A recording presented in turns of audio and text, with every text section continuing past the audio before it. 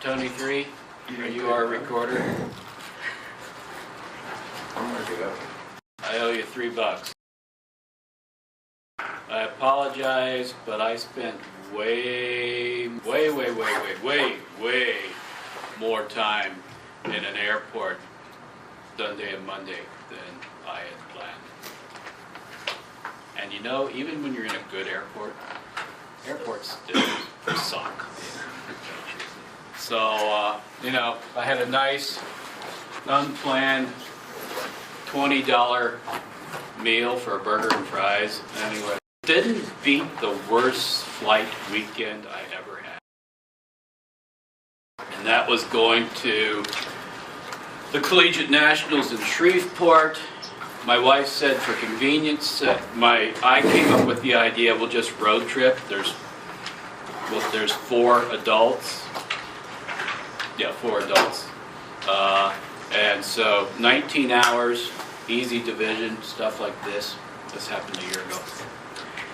And my wife said, you know, I don't really want you driving down there. Let's just for convenience sake shell out the $400 to get you down there, get you back. Okay. So the meet's on the 19th. I fly down there on the 18th. Fly into Dallas. There's a storm in between Dallas and Shreveport. All flights canceled. So I have to stay at a hotel. So meanwhile, my Olympic lifting charge and her family's driving down to Shreveport. So they beat me to Shreveport on the 18th by driving when I'm in a plane. And then on the 19th, they have me on the first flight to Shreveport, leaves at 6 a.m. Get in there, and there's a mechanical failure. Tony, keep tallies here, okay? There's a mechanical failure. I finally get to Shreveport. Allie has already weighed in, and there's like a half hour to go before the meet starts. So at the end of the day, we called the Henrys are there telling me, you know, you might as well just drive back up with us. But we call the airport and they say, nope, everything's fine. Okay, the flight into Shreveport actually ends up being late. The flight that I have to catch to go to Dallas. So, Tony, mark it again. Get to Dallas. Get to the gate. Mechanical failure. All right? At the gate, they found a mechanical failure with that airplane. So we're up to 3. All right. But don't worry, we're going to push this one out, bring a new one in. Okay. They bring that one in. Mechanical failure 2 with that airplane. And they said, don't worry, just come back in a little bit. We're going to push this one out and bring it in. All right? So I'm out there, and I've got the approximate time and stuff, and then I come back, and they decided to change gates to the other side of the airport. Had to take the tram, got over there supposedly just in time to get on this new airplane at the other terminal. Folks, I'm sorry, but we have a mechanical failure. Mechanical failure. What are we up to? 4. 4 for the weekend. They pushed that one out, get us a new airplane. And of course, the connection is it's going to be just razor thin in Chicago. And I kind of knew that I was going to have to sprint in Chicago. Get into Chicago to catch the connection to Minneapolis, running through the airport, get there, no plane, and I've made it on time. Folks, we're sorry, but there's a storm between Chicago and Minneapolis, and the flight's going to be delayed. And so we're down to, mark that, even though that's an act of God, I still blame the airline for that one. So what are we up to now? 5. Well, 6 with the act of God in Shreveport. And so I finally get home at 1 a.m. The next day. Supposed to have gotten in like around 10, 9:30 or 10. And the Henrys roll into town at 5 a.m. So they beat me to Shreveport by driving, and they almost beat me back home by driving.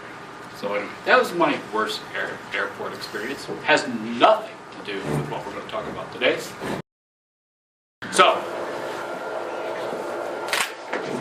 how we attract and protect our equity, and we had gotten to limited partnerships.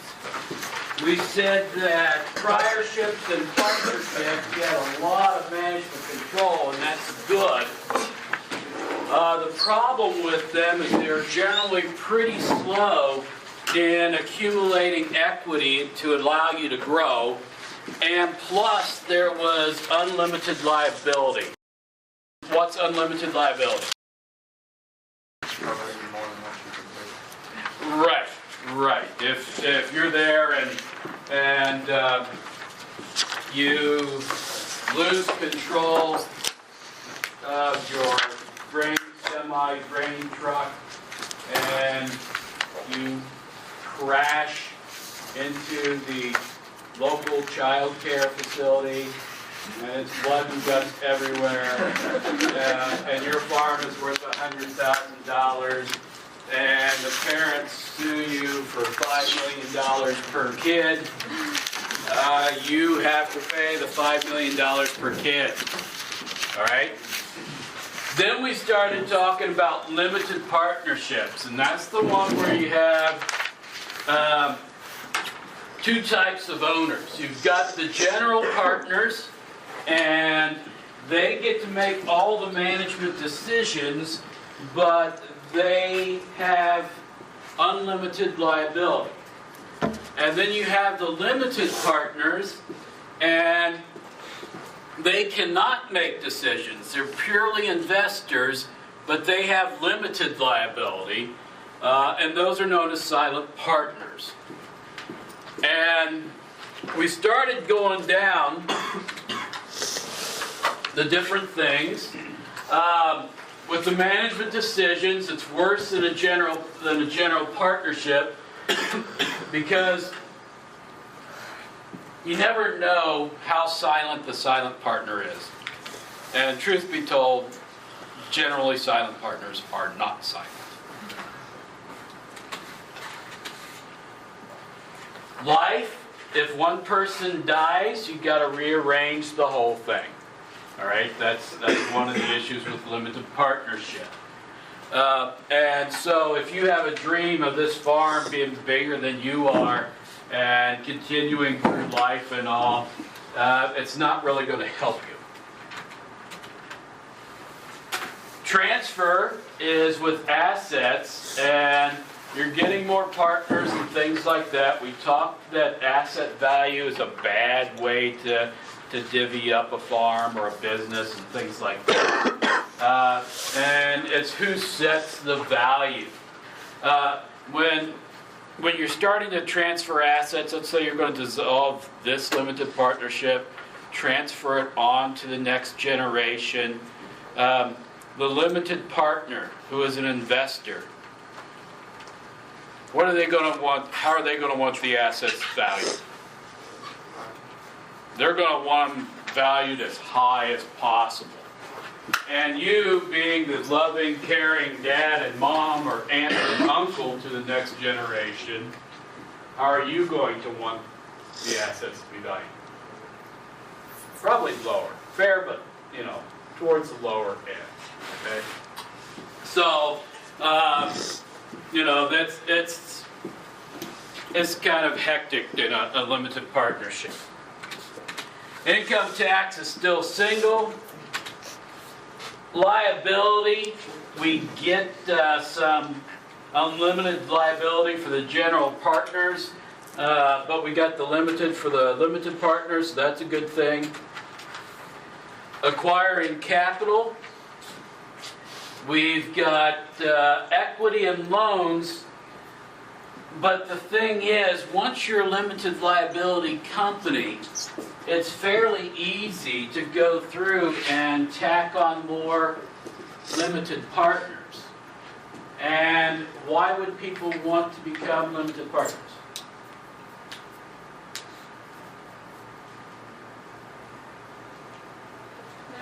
They're only risking as much as they put in. They're only risking as much as they put in, and if you prove that your farm is a profitable operation,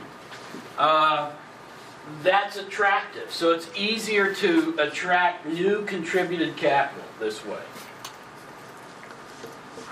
Administrative cost, it's still kind of inexpensive for a limited partnership, but you have to get lawyers involved, so it's worse compared to a general partnership. Now, we're now making a switch, and this switch is to before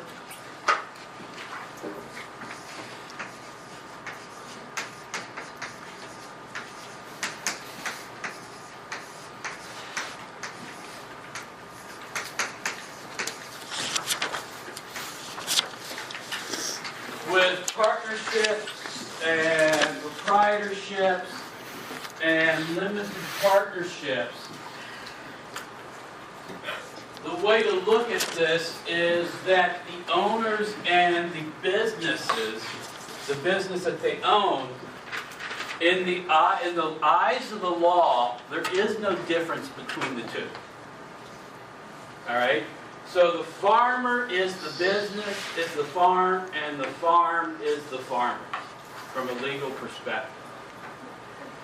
Now, we're going to get into some types of farm business structures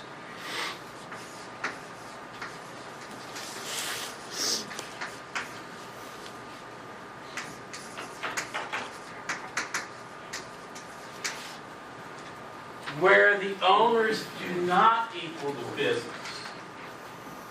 In the eyes of the law,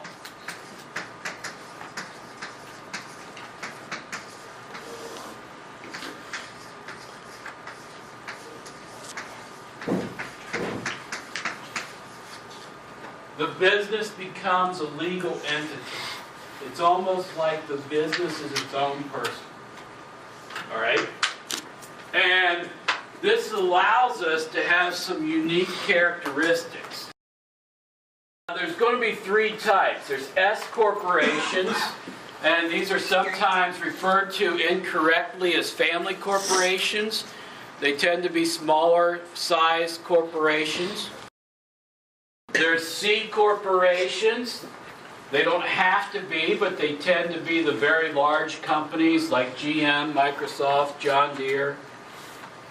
And limited liability companies, which for the past 15 years or so have been probably the most popular form of the higher end business structures.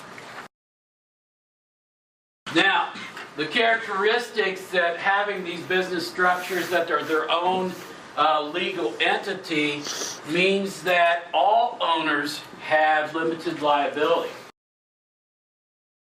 It's not a situation where if you've chipped in $50,000, you could lose $1 million or more because of the business's liability issues. You're only going to lose the amount that you have put into the business. The way it's supposed to work, and you need to double underline supposed to work, because the legal entity is its own person, everybody that works for that business gets a paycheck. So, if me and Mr. Solomon start a business, and now he's worried, if we start a business together, and we make it a corporation and we own all the shares. Okay, so it's essentially a partnership that is set up like a corporation. We don't do this thing that proprietors do, where the proprietors, all the profits, they get taxed on.